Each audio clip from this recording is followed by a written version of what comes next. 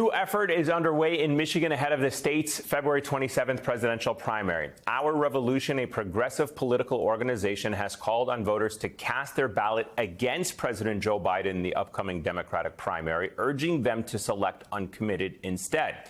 The group hopes the move will send the president a message and shift the administration's approach to the war in Gaza.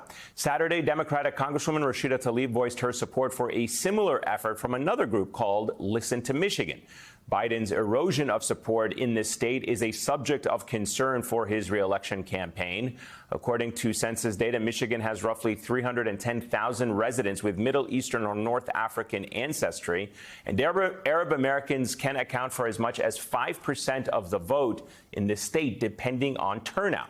New polling shows Donald Trump narrowly leads the president in the key battleground state by just 2 points. With numbers that close, though, Democrats are sounding the alarm, warning Joe Biden's handling of the war could cause voters in this crucial bloc to sit out in the November election.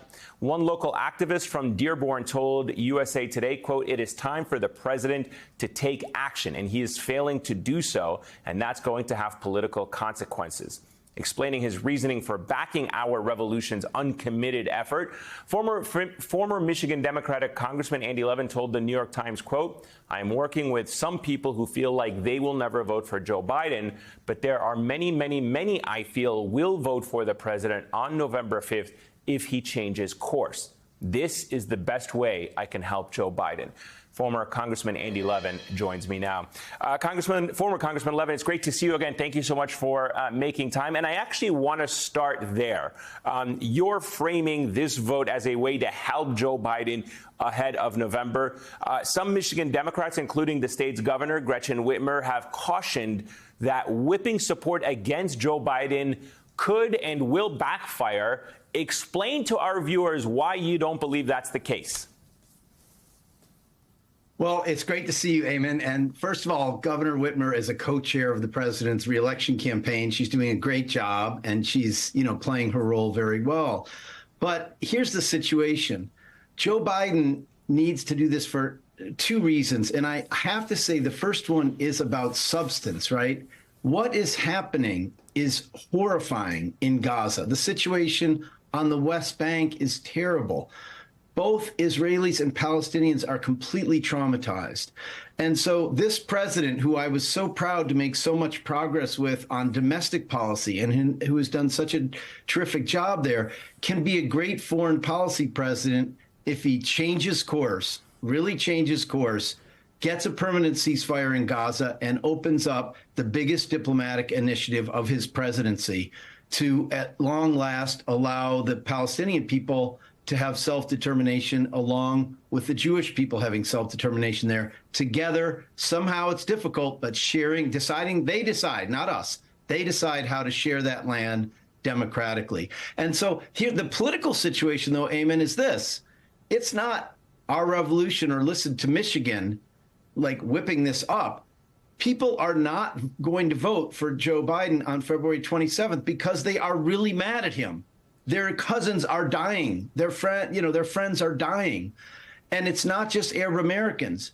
You're right. We are the densest Arab American state. We also have 250,000 Muslims in Michigan. We have 1.4 million African Americans. And you just saw the AME bishops going even farther in saying that we ought to suspend all aid to Israel, military aid to Israel. And then you've got 370-some thousand 18 to 24-year-old voters, all of whom are very upset. Now, these are somewhat overlapping groups, right? Right. But, Eamon, Joe Biden won Michigan by 150,000 votes in 2020. We need these people to vote for Joe Biden on November 5th. Yeah, you need got to get them. Yeah, you need that coalition, and obviously we're starting to feel the pressure. I wanted to, and as I mentioned earlier, Congresswoman Rashida Tlaib, she has thrown her support behind a similar uncommitted effort in your state, specifically for the policies that you outlined with the war in Gaza. But I want to play for you how some in the political class, in the political world, have reacted to her position. Watch.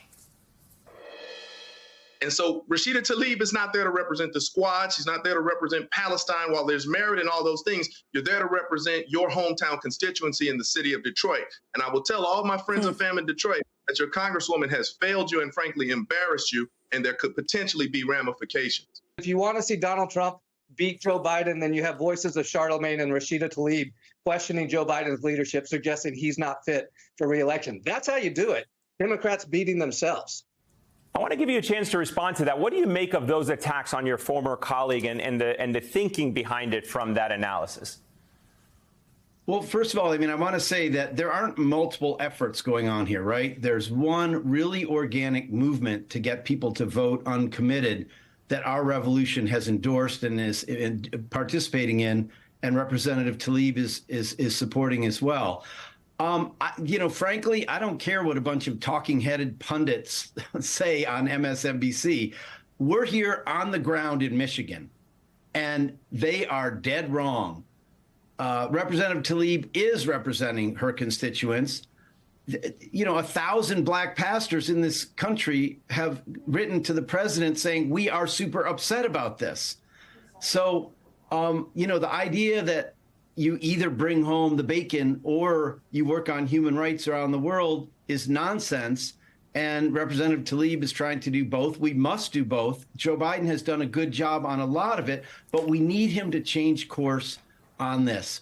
We can't stand 28,000 people being killed, women and children being killed at the fastest rate of any conflict since World War II, the most journalists being killed in any conflict on record. And all these facts, they go on and on and on. 2,000-pound bombs provided by the U.S. being dropped on places, according to the New York Times, where the IDF told civilians to run to. And then our military officials say we wouldn't use those bombs at all on such a dense population. We haven't done it in decades. We didn't do it in Syria or Iraq when we were battling ISIS. People are super upset about this, Eamon. And I'm a union organizer and a community organizer more than a politician. And I feel like we need to keep these people in the game. So my message to people who are upset is, don't go vote for my old colleague and friend, Dean Phillips, right? Marianne Williamson's name's still on there, although she's withdrawn. Don't vote for them, and don't stay home. Don't stay home. Come out and tell the president you're mad at him. Eamon, there's 8 months left or something like that until November 5th. Let's send a message to the president that if you change course, which you must do for justice, then I think the people will return to him. We have about a minute left, but I wanted to get your thoughts on part of the blame game here, because I spoke with Abdullah Hammoud, the mayor of Dearborn, about the argument that if Trump does, in fact, beat Biden in Michigan, it's the Arab Americans, it's the Muslim Americans who would be blamed for that loss. And he remarked very simply, he's never lived in a world where you point at the voters and blame them for a candidate's position on an issue. Just give me your reaction to that and how damaging this blame game approach is, especially from members of your own party. It's totally useless, Eamon. And Mayor Hammoud is such a terrific young elected official doing a really good job representing his constituents. What Mayor Hammoud is saying, what I am saying, what we're all saying is this is a catastrophe in Gaza. We have to change course. Let's do it now, and then November will take care of itself. But we've got to work really hard to win Michigan. It's going to be tough under any circumstances. Not anything to do with Arab Americans or Muslims or any individual voters. I'm afraid if we don't change course that we can't win on November 5th. And that's why I'm pouring my energy into this, because we cannot allow Donald Trump to be anywhere near the White House again. Full stop. Our democracy is on the line, and it is now 100%. squarely in the hands of Joe Biden. So we'll see what happens come the end of February. Former Congressman Andy Levin, sir, thank you so much for your time. We look forward to having many more conversations with you in the weeks ahead.